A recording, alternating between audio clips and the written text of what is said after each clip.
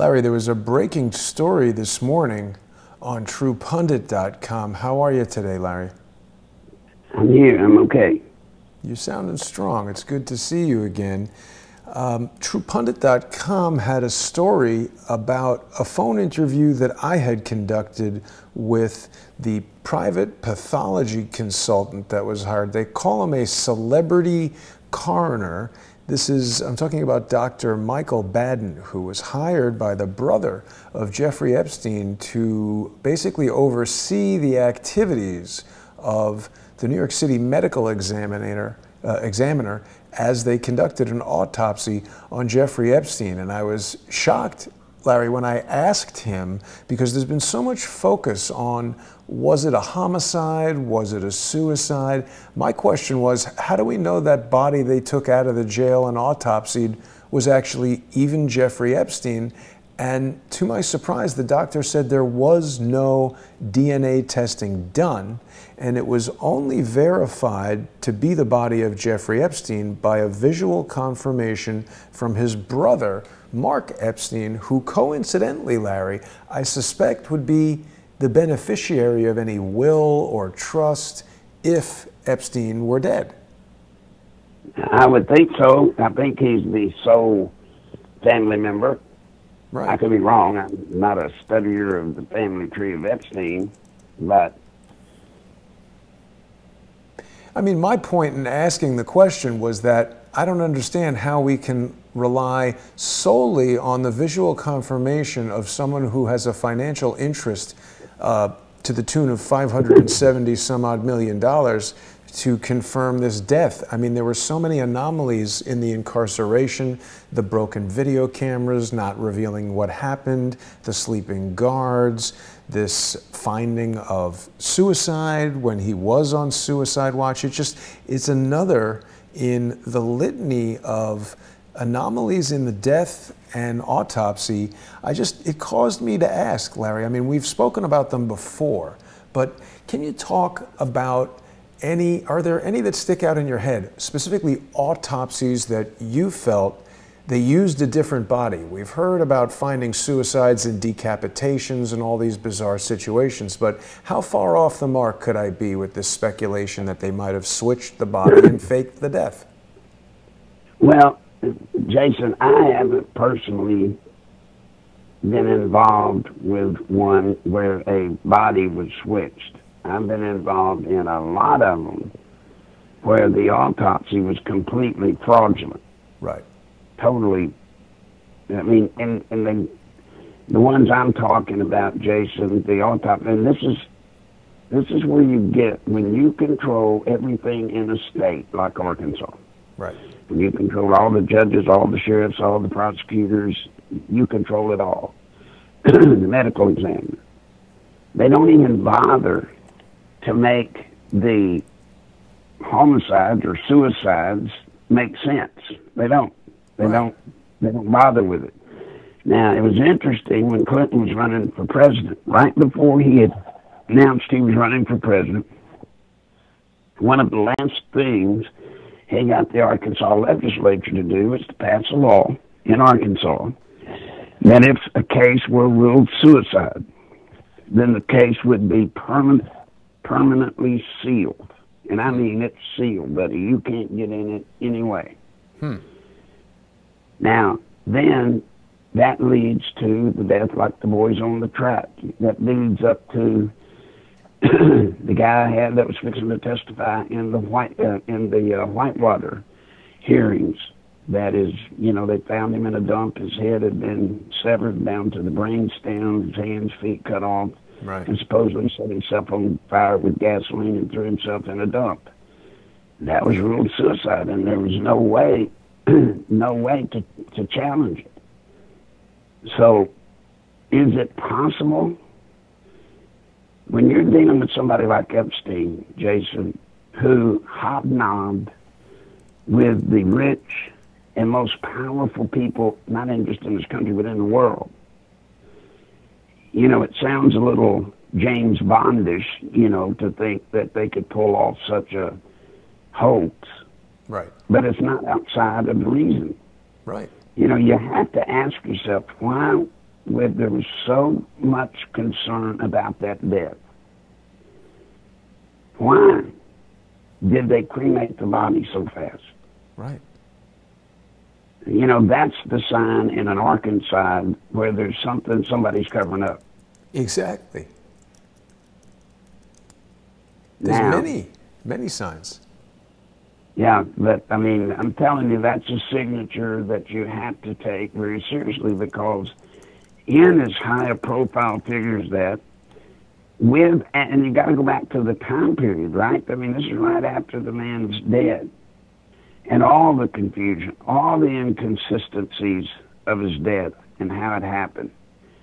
And in the midst of all of that, they cremate the body. Yeah. That's not normal, guys. That's not normal, Jason. And when you cremate a body, you seal off the investigation. It's over at that point. So whatever was done is over, because you can't do anything about it. Right, because if they just buried him, they could get DNA stuff from his bones and everything like that. I was trying to confirm if he was cremated. I heard that as well, but then there are other stories that say that he's been buried in an unmarked, they say that he was entombed. So that, to me, is suggestive that they put him in like a mausoleum, which, I mean, anything is possible, but Jeffrey Epstein was Jewish, and although anything could happen, he's obviously not that religious. He's doing a lot of stuff that I think is outside the realm of what you're supposed to do. But Jewish people generally don't get buried in mausoleums or cremated. So, I mean, it's possible, but this says he's been buried in an unmarked tomb. I think if you check with Dr. Biden, I think if you just ask him, he will tell you that he was cremated, or at least he was told, or everybody was told he was cremated. Right. I do remember. And the cremation, you know, the cremation, Jason, that's fine. If you're going to do it, whatever. Put him in the ground, stick him on a totem pole. I don't care. But it was the timing at which they disposed of the body. That was just, that's in your face, like so many of the other anomalies that took place. Well, you know, when we spoke to Dr. Cyril Wecht, he had spoken about some of the procedural anomalies with the autopsy. He said that the chief medical examiner wasn't present, which he found very odd, given the importance of this, suspect. So, you know, this is Barbara Sampson that we're talking about. And, you know, she came out right away and said, no, it was suicide. The thing that intrigues me so much, Larry, is that they've created this argument about was it homicide or suicide. And I believe that that is an operation in and of itself intended to prevent people from looking at the really important question, which is he dead at all? I mean, that falls into the dirty tricks category, right? Yeah, could be, very well. It's just a case, Jason, that I've seen and you've seen so many of. You know, this is what happens when you have a government like we have today. We can't trust it. Jason, we can't trust our government. We can't trust what they say. Like Dr. West said, you know, the medical examiner put out a summary but did not make available the detailed autopsy. Yeah, you're right. So that virtually cuts off any other medical examiner from reviewing the facts and the truth. Except for the one hired by the brother, who is also the guy who identified the body, who is also very likely the beneficiary of the $500 million. Larry, did you know that Jeffrey Epstein and his brother were on the board of something called the Humpty Dumpty Institute? What do you know about that? Well, from what I have heard, I don't know that much about it, but it's got a pretty infamous gathering of people involved with it. I think George Soros is involved with that institute. Is he? So figure that out. Wow, it's on 46th Street here in New York City. This is weird, Larry. When I, This is very weird. So when you Google Humpty Dumpty Institute, it brings up this thing here. It says nonprofit organization in New York City, 29 West 46th Street. I mean, I could walk over there. And when I click on website, it is taking me, what's it doing? Why is it no longer allowing me to click that? I'm kind of locked up here. Let's see. When we click on website, it takes me to Viagra online ordering Propecia, RX shop. So it's almost like the website's been hacked by some. This happened one time to the 21st Century 3D website. One day, somebody called me and said, your website is selling Viagra. Right. So it's very strange. That is a very strange group. And they're involved in a lot of stuff. They're actually involved, that Humpty Dumpty, the same group, with Biden's son. Really? Hunter. And the company that he was working for, Burisma, or whatever you call it. Burisma, yeah. Burisma. I mean, here we go again. You know, it's this elite little cult-like group hanging around out there. But of course, we don't any conspiracy talk, right? We don't want to have any conspiracy stuff.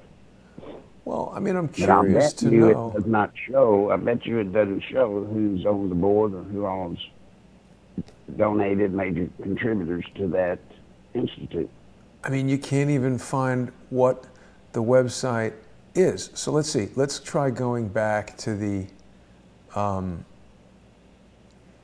We could try going back in the archive.org, but it's strange. It doesn't really even show me the name of what the website is, so it's going to be hard to find. But the other thing that's strange about it is that Donald Barr, William Barr's father, wrote some kind of book about Humpty Dumpty. What's the significance of Humpty Dumpty? I have no idea. Other than, you know, when Humpty Dumpty fell off the wall and broke and we couldn't put him back together again. Right. Who Pushed Humpty Dumpty is the name of the book by Donald Barr. And it's about dilemmas in American education today. So I just find that interesting that there was all this question about whether Donald Barr had anything to do with hiring Jeffrey Epstein at the Dalton School. And Donald Barr, the father of our current Attorney General, wrote this book called Who Pushed Humpty Dumpty? And they have the Humpty Dumpty Institute, and there's just very little known about any of this. Mm-hmm. Well, that's what you're going to find, Jason, that the American people, I hope, eventually start to find out. There are these kinds of, I'm not going to call them sinister organizations, because I don't know enough to make that kind of a judgment. Mm-hmm. But there are these think tank organizations all over the place. But when you break them down and you start looking at them, what will jump out and grab you? It's the same power players in all of them. Right. In all of them. Yeah, I don't think I trust any of those. And you know, it's kind of remarkable how there now is this new sort of branch of government called think tanks. Right. You know, first there were lobbyists. They kind of took over and started playing a major, didn't kind of take over, they had taken over, playing a major role in government. And then along after them comes think tanks. Now even the government uses think tanks to think up stuff. Yeah, but aren't they just fronts for intelligence operations, Larry? I don't think I trust a single one of those things. Well, I don't either. That's what I'm getting at. I don't trust. See, here again, this is the problem with our government today. Yeah. I don't trust any of it. My God, what have we got to see to doubt the CIA now? Huh? Right. What have we got to see? This whole whistleblower episode. If the truth ever gets out to the American people, if it ever gets out, which I wonder, the CIA was an active participant in a coup to overthrow a sitting president of the United States. Yeah. They were an integral part of this ongoing coup, and it's still going on, still as we speak. It's just picking up steam now. We've got Adam Schiff and this whole... Larry, how can anyone be standing for Adam Schiff's process here where he says that the whistleblower, the key witness, his testimony is irrelevant? I mean, it's just so stupid on the face of it. I don't know how anyone can buy this. Well, I'm going to give you a tip. This is a tip of something that's coming. Okay. Nobody's ever heard of this, so it's a first here. The whistleblower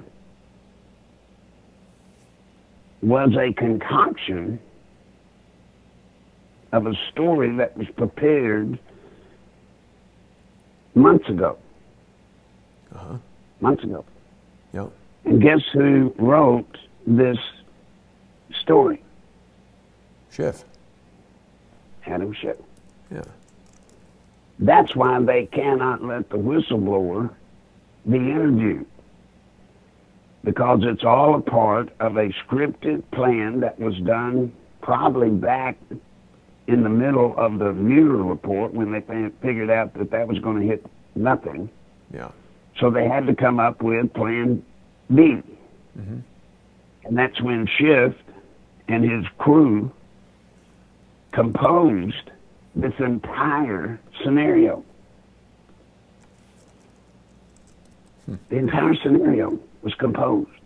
It was interesting to me, Larry, how young the guy is. We're going to avoid saying his name because the Crowdsource the Truth YouTube channel has been, the Facebook channel has lost its live streaming capability, I believe because we mentioned the guy's name. And also, before we go much further, I do want to remind everybody who's watching us right now that you can go to Larry's website at nicholslive.com and click on the donate button to financially support Larry by sending him a payment either through PayPal using his PayPal address, nicholslive@aol.com, or in the form of cash in an envelope. You can just mail it to him there in Conway, Arkansas. And if you're watching every week, which, you know, Larry, our shows get thousands and thousands of views, I hope that, you know, if every person could just send $5 to Larry, he'd be making an excellent living and he'd be able to take care of himself, his daily expenses and stuff like that. So if you're watching right now and you haven't sent anything to Larry in the past, maybe today's a good day to get onto PayPal and sponsor Larry over there at nicholslive.com. So Larry, we've got this guy, he's 33. Well, he's pretty I'm not pretty through. young. Wait a minute, I'm sorry. not through. Yeah. What? Let me figure out how to say it that I don't get in trouble. Sure. Well, I'll say this. What if, Jason, there wasn't one whistleblower? What if there are three? Well, haven't we seen two already? I'm talking about three playing the role of the one that did the complaint. I see. So you're saying they're using this kid as some kind of a sort of a front, sort of a cutout for... Right. He's one of them, but you'll see that he's actually just one of the whistleblowers. It's not going to be just him. Right.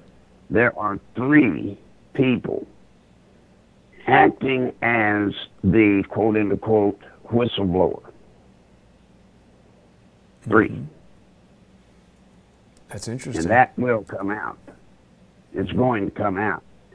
Now, the significance of it is they can't allow the whistleblower to get any exposure under oath. They can't. Why? Because they're afraid that this young kid will crack and lie? Or not lie? I'm sure they're scared of that. But more importantly, it's the lineage of this story.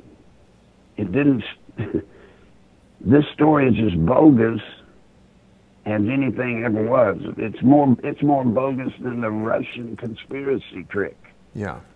This was literally, Jason, it's hard for people to understand, but this was literally scripted, just like you would write a fiction novel. It was written. And we remember, Larry, we saw on IMDb that Adam Schiff is in there. He fancies himself a screenwriter. He enjoys writing screenplays, I think. Isn't that funny? It is. Yes, I am telling you, this whole, and that's why they are so guarded against him. Schiff. Fix it. Let me get the baby to put back in. Somebody's out front and that scares me. Sure. Hush, baby. Nobody out there. Nobody out there. Come on. But that's why they cannot allow us to have a hearing the way you would normally have it, because it's all scripted. It's a play being used on the American people. Yeah. And now they're going around and they're getting people, Jason, just like they knew they would in the original plan. If they had a feeling that there was so much discontent with the career employees, they just knew there was so much discontent, so much hatred for President Trump, that if they could ever get an umbrella to put out there, that people would come to it with their stories. And that's what's happening. Let me read you something here, Larry, from the Washington Post. This is out November 1st. Curiously, I sometimes think the Washington Post might be sending messages to people. There's a lot of steganographic messaging going on, I think, in major newspapers. We'll be talking about that some more. But the headline is, Adam Schiff once wanted to be a screenwriter. Can he give Trump, the Trump presidency, a Hollywood ending? I mean, this is basically telling us that Schiff is writing the script. Isn't that something? Yeah. Now the question's got to be, how did I know that? How could I know about the script being just a script, that it was never real, it was never true? Mm-hmm. How could I know that? Well enough to come on here and tell you, and then if it doesn't turn out that way, I'm made a liar, so figure that one out. Yeah. I haven't done that to you so far, so I don't think I'd be doing it to you now. No, certainly not. The name of by the the way, script... it's not a big secret. No. It's not a big secret. No more than who the quote-unquote professed whistleblower is. Right. And I don't want to say his name, Larry, but people who are in the chat are reminding us that the Cadbury Caramello bar is a delicious candy bar that people can... Well, I wouldn't play games with that, or you're going to get knocked off the air. Buddy. You're right. You're right. But, Jason, how in today's Washington, D.C.,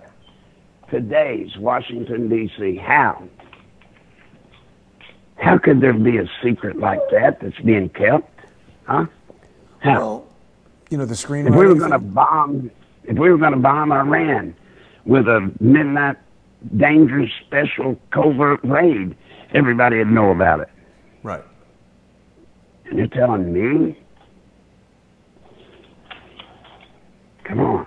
Well, I mean, I guess it came out sort of because it was in the Washington Post there. The name of the screenplay that Schiff wrote is The Minotaur. Now, I don't know that much about mythology, but I just Googled Minotaur, and it's a bull-headed monster born to Queen Pasiphae of Crete after she coupled with a bull, which is pretty weird. The creature resided in the twisting maze of the labyrinth, where it was offered a regular sacrifice of youths and maidens to satisfy its cannibalistic hunger. That's a pretty weird thing to write the script about, considering it's not about mythical monsters, it's about a prosecutor. It seems like a sort of a script about himself, and he's named it after a character that engages in child sacrifice. That is so weird. Well, that's interesting that you say that, because I didn't know anything about that. However, I do know that as they're looking into Schiff and his participation with Ed Buck, right? Yeah. In two of the parties he attended, everybody wore these weird costumes, like Egyptian sacrifice stuff was going on. And Schiff was there participating. Really?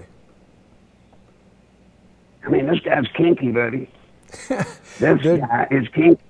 Yeah. Have we heard anything lately, Larry, about what's going on with Ed Buck? I heard it's quite a while until his trial. He's going to be cooling his heels in jail there.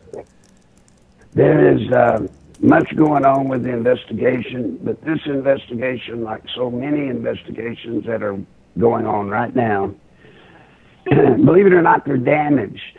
They're damaged because of the way the Democrats, anything that comes out that might be truthful about Schiff or anything that would help Trump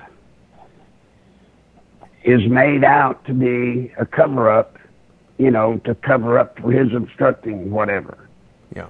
So it's causing trouble in their investigations because these people, instead of cooperating, who would ordinarily, once they're at the point where they know they're caught, would start logically cooperating to some degree, but they're not. Yeah. They're being told by somebody, Jason, hold on. We'll get you out of this. Yeah, exactly. I mean, it's just one political game after the next. Nobody is really abiding by the law, and Schiff we've heard it many times, he's making things up as they move along. But just real quickly, before we continue down this line, I wanted to kind of finish up this conversation about the possibility of a fake death with Epstein. When you were dealing with Hillary Clinton, Larry, there have been a lot of different times that she's appeared. Like if you remember, I think on September 11th, 2016, she collapsed, and then later she came out that day and people were scrutinizing if it was really her, that she looked shorter, etc. Are you aware of Hillary Clinton having body doubles around that she uses? As a matter of fact, the Secret Service guys that were working the president's quarters the night when Hillary had, what's her name, the lady on night court in bed, and then Bill went in and she threw a lamp at him or an ashtray or something because he wanted to watch. Now, those two guys have retired since. One of them moved. Now, wait a minute. What lady on night court? I didn't know anything about this. Here's night court. All right.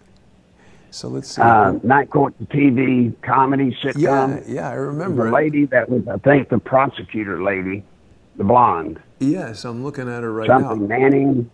Something Manning, is that her name? I'll look it up, but I remember the show. I was pretty young. Actually, the guy who plays the judge died pretty recently. Yeah. Well, anyway, what had happened, they were standing guard, and the rule is, when they stand guard in the hallway, but they don't go in to the president and first lady's quarters, right?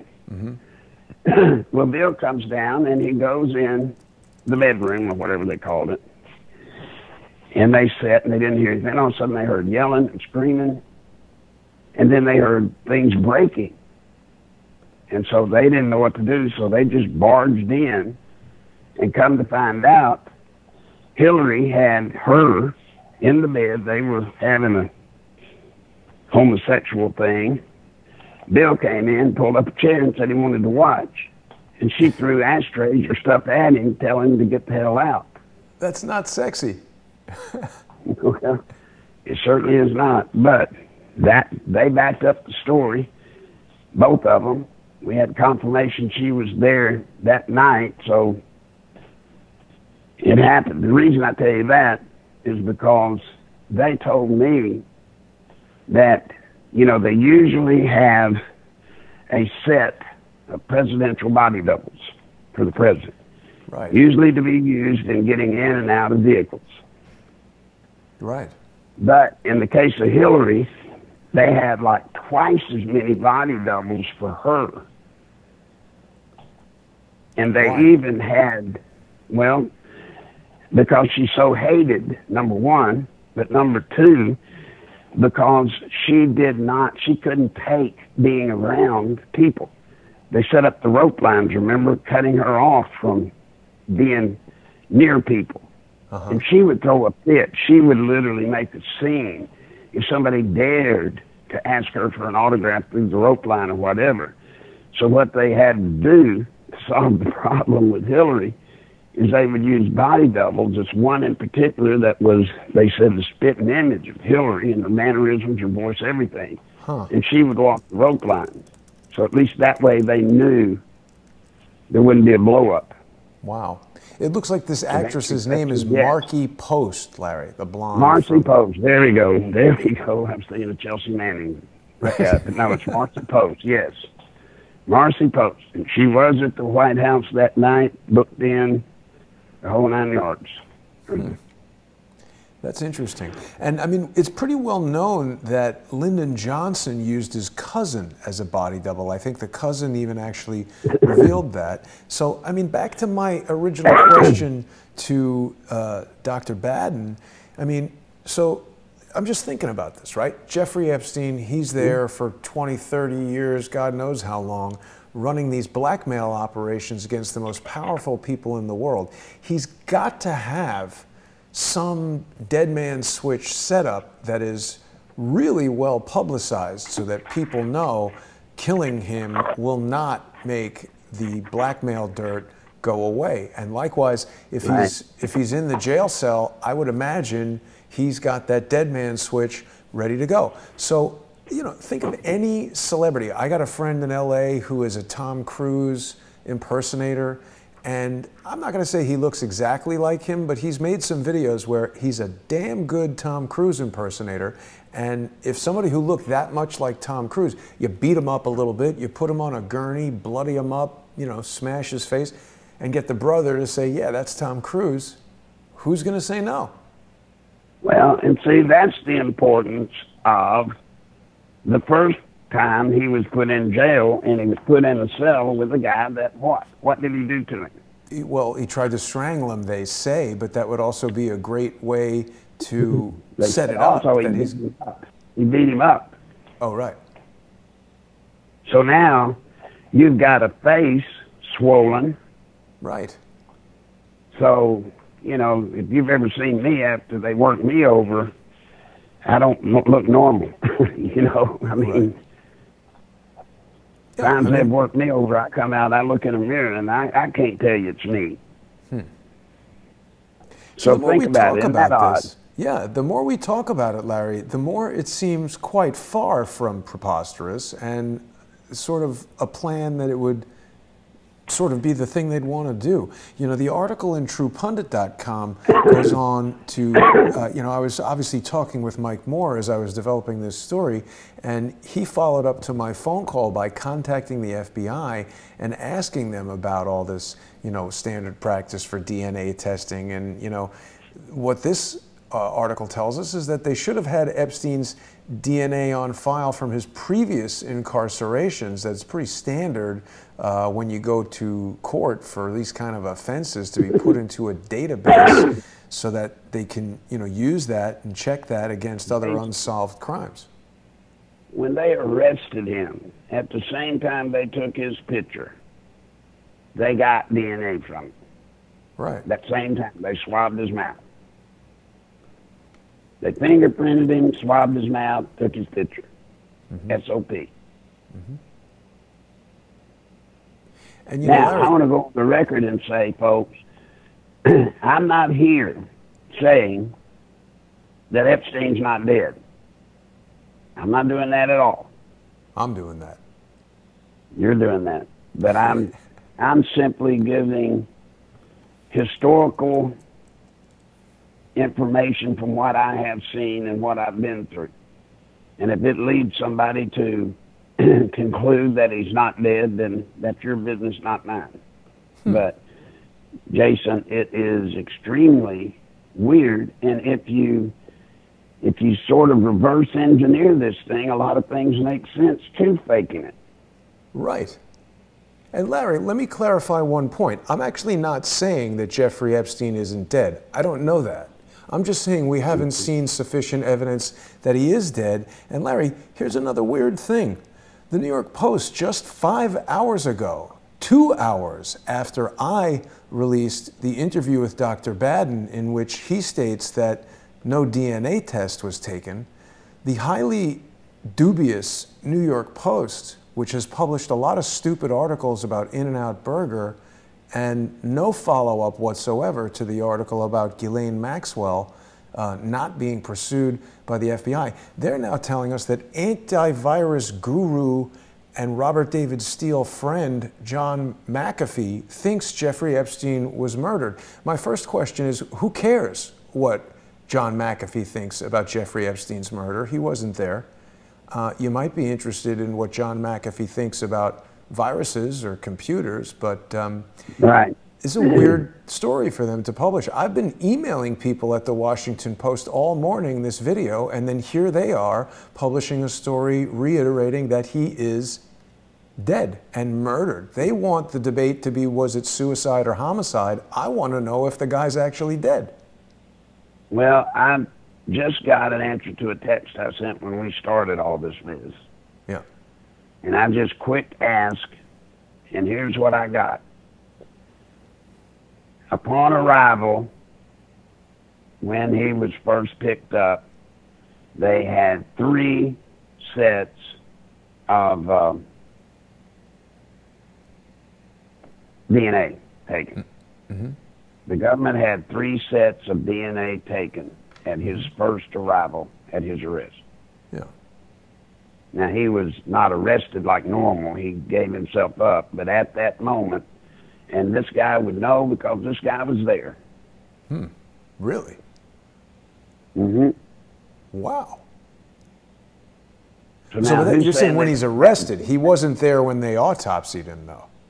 No. The question is, did they have Epstein? I thought you were asking, did they have Epstein's DNA? Well, I am. Now, so the jail has it. now, It seems like the jail coroner's office could compare that very easily. Oh, wait a minute, he's sending me something else. Go on and talk while he's Sure. kind of, So sometimes people in the he's comments long-winded. are telling us that McAfee tweeted earlier saying, whoops, that comment just went away. McAfee tweeted earlier saying all he was saying is it wasn't suicide. Anything else is possible. But again, it's curious because, you know, it's been about 10 days since Dr. Baden made those statements. And Here What's we that? go. This is Yeah. straight from the FBI, somebody maybe at the FBI, who knows. right. DNA was taken from the body, but has been lost or mishandled. Say again? DNA was taken from Epstein's body, but has been lost or mishandled. Holy since then. cow. Holy cow. Larry, that's huge. Not to me, but maybe it is to you. Don't mean shit to me. Well, I mean, so he gets checked into jail. Multiple people that I've spoken to have said it's standard procedure when you're convicted. They do a cheek swab, they take your DNA, and so they would have the DNA. Now, what Dr. Baden said to us is that it's not standard procedure to do a DNA identification of a body, but that's strange to me. I mean, New York City has, I would say, got to be one of the most, if not the most, sophisticated city in the United States. I mean, I could understand some lax procedures in, you know, Little Rock, no offense. Yeah. I don't think we get too much. He says also that the FBI is challenging the chain of custody of DNA from the corpse or body. So doesn't that also mean, Larry, that they could take DNA from Jeffrey Epstein when he's alive and going into jail, lose that DNA, replace it with the DNA from somebody who looks a lot like Epstein, kill that dude, stick him in a bag, deliver him to the coroner, and then they have the DNA if they need it, but the coroner didn't even check the DNA. I don't know. I'm just telling you what I got. I just asked a question, and I don't know if I helped or hurt. No, you I helped asked. a lot. You helped a lot. And I mean, look, the bottom line is we're probably never going to know about this, but, you know, it was months ago that Epstein died, and only 2 hours after I put out the story, the New York Post has a countermanding story from a totally irrelevant individual as far as this piece of news goes. I mean, this is like Big Bird thinks that Jeffrey Epstein Well, was murdered. let me connect the dots in another direction. Yeah. As you and I talked earlier before the program, it is now reported that what's his name is financing down ballot tickets all over the country. Oh, yes, George Soros. George Soros. Now, his primary interest is in, and this is the catch-22, folks, local prosecutors, sheriffs, District attorneys, that kind of thing. Yes. Now, what that means, folks, that's exactly what we had in Arkansas. Now, to me, it's kind of telling me that they believe they've got Washington zipped up. They got it. Now, they're going around and they're moving into any place they feel like they need to, and they're taking over the prosecutor, the sheriff. So if anybody, say in Oshkosh, Michigan, has something that they want to turn over to the police to investigate corruption, let's say of Schiff or somebody, well, they can't do it unless they go to what? The prosecutor. The prosecutor will determine whether the case goes forward. Right. Even Bob Barr, he assigns investigations oftentimes to what? The local prosecutors in the region. In this case, that would be federal prosecutors. Right. But Jason, this is how it works. Let's say you've got a daughter, and the local prosecutor says, Jason, I'd like to look at your daughter. I want to spend the night with her. And you say, are you absurd? Are you crazy? She's only 15 or whatever. And that prosecutor will say to you, well, I give you an option. Either set it up or I'm going to prosecute you and destroy you. Now, the reason I know this is because I've done this. I've done it. I'm not proud of it now, but I did it. We were the Good Suit Club. We could do anything we wanted in the state of Arkansas. Miss Ellie will tell you that. When you talk to her, she'll tell you we could do anything we wanted to do because there was no way to touch us. No way. Ordinarily, in most states in that day, if you did have crooked government, state government, local government, you couldn't pull it off because the media would catch up. But not when you control the media. The media's not going to cover it. Right. They're spreading out. They're fixing to put this nation into submission. George Soros has vowed he'll spend every dime he's got on earth to destroy us and capitalism. And this is the way he's doing it. This is serious, buddy, because in a presidential election year, money for races like local prosecutor, district attorney, state attorney general, races like that, getting money is almost impossible. All the money's tied up in the big races. So somebody like Soros, like the Stevenses did, you can go in and buy local politicians on the cheap. Right. And win. And what you're saying now makes a lot of sense, Larry, because, people, myself included, we don't really understand the intricacies of how government works, but you've just described one thing. Like this guy who won in San Francisco, he's now the district attorney of San Francisco. I got to imagine there's a lot less scrutiny on the election for district attorney in San Francisco than there would be for president of the United States. However, if there is a candidate who lives in San Francisco who might have an impact on something congressional, federal, or presidential, you could get this 39-year-old guy who won without ever having prosecuted a case, doesn't seem qualified for the job at all. They just have this guy do it. Well, and then this guy that just won, his parents, both his mother and father, were in with the Weather Underground. I believe that was the organization they were with that killed somebody. His father's still in prison. Whoa. Holy cow. And he has already announced as a part of his platform, he will not be arresting people in San Francisco for urinating in public.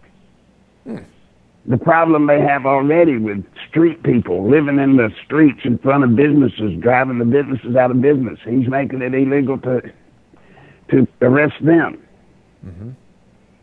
You're What right, is Larry. San Francisco doing? Well, it says it right here. This article in the San Francisco Chronicle says the San Francisco District Attorney candidate knows the pain of prison. His radical dad is locked up. This is from September. And they're talking about, yeah, his up-close view of our prison system began before he can even remember. When he was just 14 months old, his parents, Kathy Bowden and David Gilbert, left-wing radicals in the Weather Underground, the militant group active in the 1960s and 70s, served as gateway drivers in a notorious 1981 Brinks armored car robbery outside New York City that ended in the killing of 2 police officers and a security guard. Wow. This guy was adopted by Bill Ayers and Bernadine Dorn, the guy who's now the district attorney. Oh, wow. Now you see what I'm talking about. Larry. Now you see it up close and personal, buddy. Oh, my God. Now, Okay, the question is, but wait, there's he didn't more. get picked. There's more. Hang on. Sorry, Larry. Bowden's life has turned out far differently than the lives of most children of incarcerated parents. Or the lives of most children, full stop. He received a bachelor's degree from Yale University, 2 master's degrees from Oxford University, where he was a Rhodes Scholar. Larry, this guy is a subversive. Tell me about it. Tell me about it. Larry. But the question then becomes, how does, even in San Francisco, now I'd understand it if he got appointed to that job by some commission or board. But he got elected to that position by the people of San Francisco, and he did not hide those things that you just talked about, the urinating and the street people and all of that. He didn't hide any of that in his campaign. Wow. How does somebody like that get elected? I don't know. How? Well, I do. Money. Money. But this is a direct connect to Obama as well, because Yeah. Obama's first senatorial campaign event took place at Bill Ayers' father's house. So to me, Larry, this looks like they are stacking the deck against this is a contingency plan in case Trump wins in 2020. They want to have every other aspect of government clamped down so that they can resist anything that Trump does, and whatever he says or does, including calling another president on the phone, they want to try to get him arrested for. And anybody that dares to speak up, reminds you kind of the old Hitler days, right? Anybody that dares to speak up, now they've got local governing to prosecute you and punish you. Right. And remember, you don't have to be guilty of a thing. Jason, you don't have to be guilty of a thing. You're going to lose everything you have just in court and attorney costs. Yes. Your name's going to be ruined forever. Yep. With the media accusing you of whatever. You're done. You're done. And so most real people, unlike the guy you're talking to now who's a fool, most real people weigh out the long-term interest. Is it worth going up and trying to expose these people when the penalty is going to be severe and you're probably not going to do any good anyway? Now, how many people are going to buy into doing it that way? Yeah. Huh? No, I don't know. You want to shut a country down? You wonder how people in Germany bought in to all of this junk of Hitler? I mean, they were reasonable, smart people. They weren't fools. They weren't complete idiots. So then how did it happen? Social engineering. You're seeing it here. And it's going to happen in many, many places coming up. Many places. And guess what? The Republicans may win the presidency, but I'll bet you $100 to this. The Democrats, where Soros goes, will slaughter anybody running against him. He can easily win 200 or 300 seats, prosecutor type seats, down ballot seats, easily in 2020. Wow. And nobody will ever know it. Nobody will ever see it. But the aftermath will be vicious. Vicious. Yeah. Wow.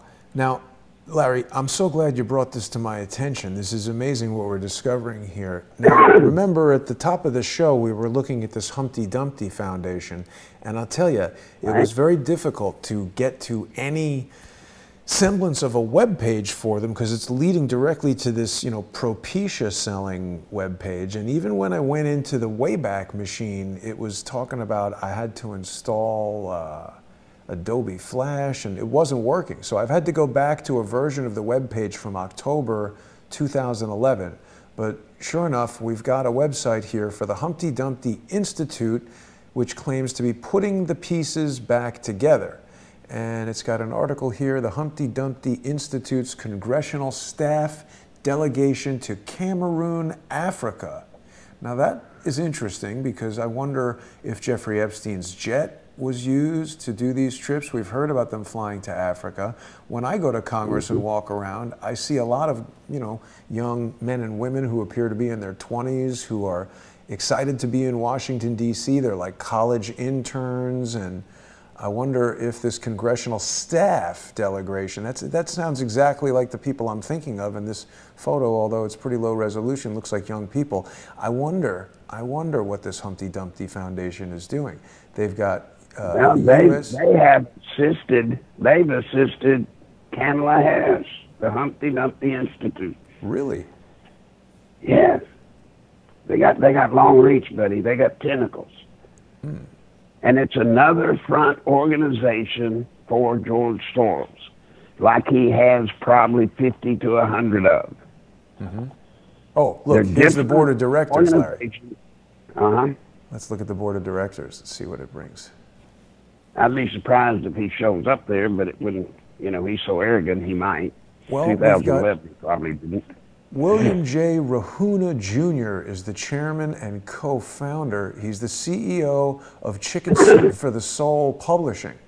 Started his career practicing law with a focus on media industry financing, became a merchant banker in 1993, WinStar Communications. Walter Simon is another director, Esther Cooper-Smith, Ralph Querman, Mark Epstein, this looks like Jeffrey Epstein's brother. He's the director. He founded ISMO, the ISMO family of companies, a silkscreen printing company serving the advertising agency.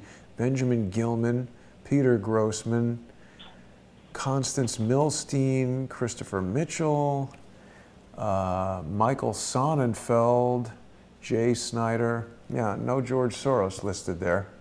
He's there, and that first guy with his publishing company, Chicken Soup for the Soul, yeah. All right, if you look, I bet you'll find the new book that's out called Anonymous. Oh, yeah. Is published by one of that company's sub-companies. I'm checking now. Anonymous, Dr. Corsi told us that he felt that the Anonymous book would be written by Bolton. No.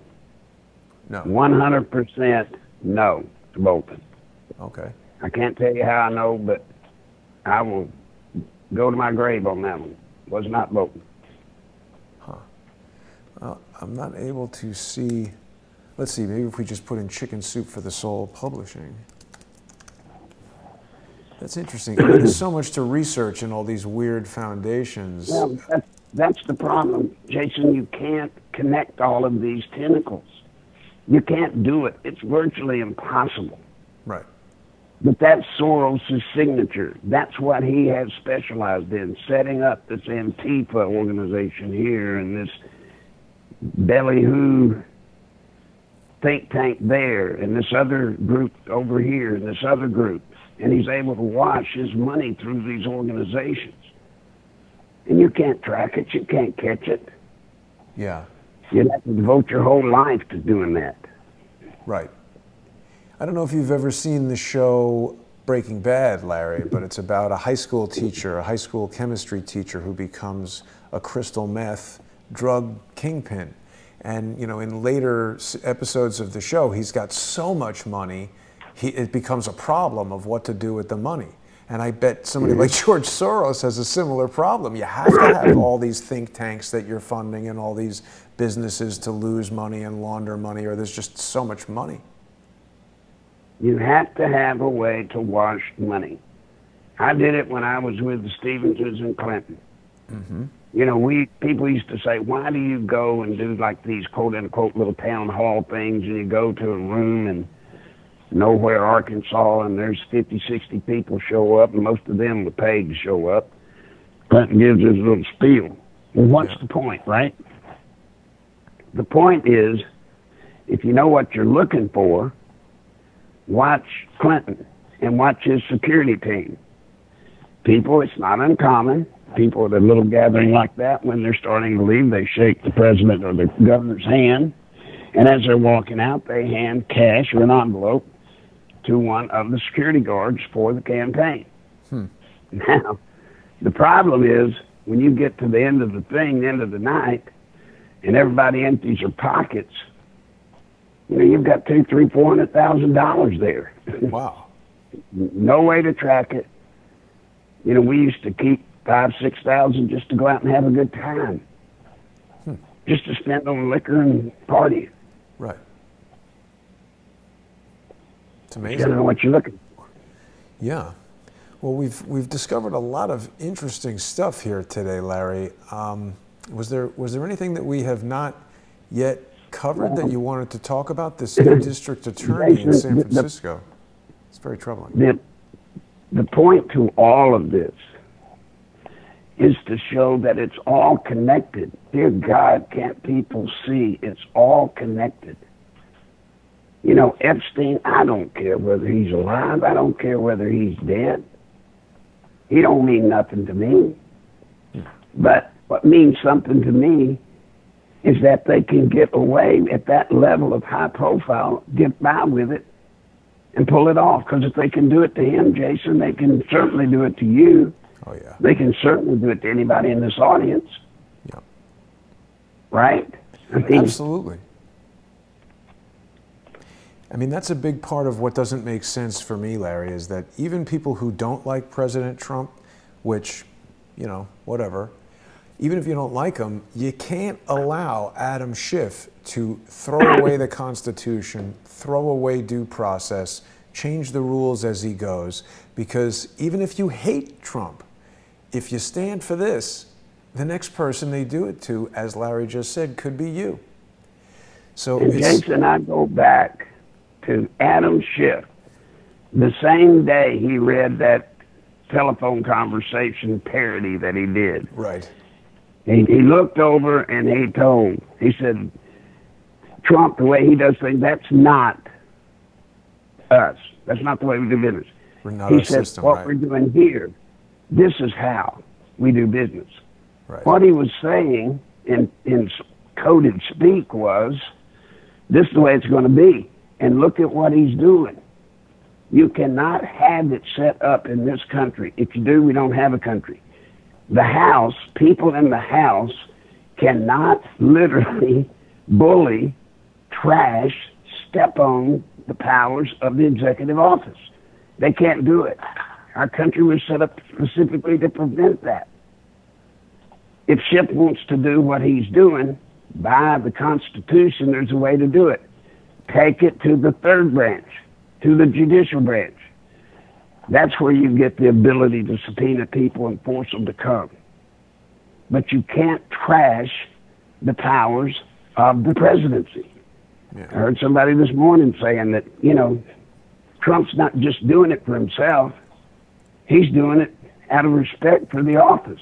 It's true. You cannot let these people destroy the office of the presidency, because what you're going to end up with is what Schiff says we've got.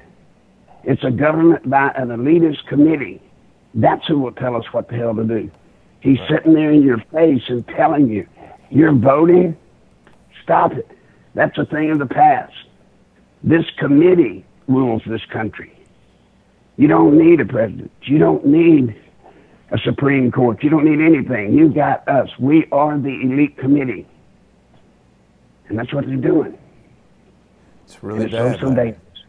It's really dangerous. Really dangerous. Larry, we're just about out of time. I think this has been a really intriguing episode that you and I have been exploring here. I want to remind people to visit nicholslive.com and tap on the donate tab. Use Larry's PayPal address, nicholslive@aol.com. Send Larry $20, $5, whatever you got. Send him some money. Think about all the stuff we just learned today because of Larry's insights and Larry pointing us in the right direction. We would not have this show without Larry. So please support Larry on nicholslive.com or stick $10, $20, whatever it might be, in an envelope, mail it to Larry in Conway, Arkansas. Keep them going, and keep Jason, the show going. Yeah. Can I do something? I normally wouldn't do it, but sure. With the times the way they are, every day at this time, at 2 o'clock, Monday through Friday, I do a little podcast, about an hour. Mm-hmm. If you want to go to it, folks, I think you just go to YouTube and Larry Nichols, whatever. Maybe it's on that website of mine. Tells you how to do it. Yep. But the other thing I want to say, as much as Jason's trying to help me, and I do need it desperately today, but it's more important that we have this program. Because just like you heard here, this is the only way I have of giving y'all information. You're not going to get anywhere else. I know you're not going to get it anywhere else because nobody else has it. And I think Jason will tell you, as will many of the listeners to this program, I don't give you just nutbag conspiracy stuff. You know, I don't do that. What I tell you is coming, it's coming. Mm-hmm. What I tell you is going to happen, it's going to happen. I would hope my track record substantiates that. Mm-hmm. But we have to have Crowdsource the truth. We've got to have it. So please tell them how to support this program, Jason. And I'm not trying to be ugly or patronizing either. I'm just telling it like it is. Not at all, Larry. I appreciate it tremendously. People can go to subscribestar.com/crowdsourcethetruth or patreon.com/crowdsourcethetruth. And as Larry said, it's a great way to keep the show going. It's also a great way to access a huge library of sponsor-exclusive programs that have never appeared on YouTube or Periscope or DLive or Facebook or any of those channels. We really need everybody to join us over on Patreon and Subscribestar. You know, Larry, malicious social engineers put out a video last night in which they explicitly stated that their goal is to deplatform Crowdsource the Truth. And they're doing that through a variety of methods. Mm-hmm. They're trying to do it with lawsuits. That takes a little bit more time, but definitely targeting the platforms like Facebook and YouTube is very easy for them because those platforms are constantly increasing their restrictions. And when we see subversive, Marxist, weather underground offspring becoming the district attorney in San Francisco, that is so mind-blowing. I mean, that's like finding out that John Gotti's son is the district attorney of New York. And you know what? It could happen. John Gotti's son is not guilty because his father is, but something about it just doesn't seem like the best way to do that. What do you think, Larry? Well, I don't think anybody can look just at some of the things this guy is planning to do, like the urinating on the sidewalks in public and the, you know, all of that. Why would you want that? Why does anybody want that? Because he's trying to decriminalize criminals. Mm. And they're trying to draw a place where people can come, live on the streets, and that amounts to a large voting block, buddy. And I guarantee you, you probably had every street person in San Francisco came out and voted for this guy. And in an off election like he ran last night, that number of votes could easily win. Easily win. And imagine if they can double or triple that number. And by the way, that's in Pelosi's hometown. Right. Larry, I'll tell you something else. It seems to me that there is a strategic reason for increasing the prison population anywhere. Because if you have a lot of people in prison, you're creating this pool of desperate people who you've got a high degree of control over, who could potentially be coerced to do things that regular people won't do. Joanne is asking us, wasn't Giuliani's father bad? I mean, again, I made a bad analogy. We can't really convict someone for the crimes of their father. It's troubling to me that this guy was adopted by and raised by Bernardine Dorn and Bill Ayers. But he's got to be given a fair shake. As far as I know, Giuliani's dad wasn't bad. I remember when Giuliani was mayor, he made an announcement that he was going to be investigating the Fulton Fish Market and that there was mafia activity down there. And I recall Giuliani telling some anecdote about why he became so anti-organized crime, because his father was shaken down by local mobsters, as far as I recall. I think his father was a shop owner. Look, guys, you've got to rise up and you've got to stop this. It's sweeping the country. And you were talking about the overcrowding in the prisons and such. Why that? Well, number one, at the same time that's being brought to a head, right? Mm-hmm. So, too, are there legislations all over the country to allow people that are felons out of prison to be able to vote. Right. Then you've got the situation where, and I've known about this since the old days of Nicaragua, if you get to the point where you're putting so many people in prison, guess what you got to do? You got to let them out. You got to let them out. Overcrowding helps because it gets people out on the street that shouldn't be there. Now, yes, there are a lot that, deserve the right to be back out, but there's a lot that aren't. Nothing happens by chance, buddy, not when the government's concerned. No, I agree with you, Larry.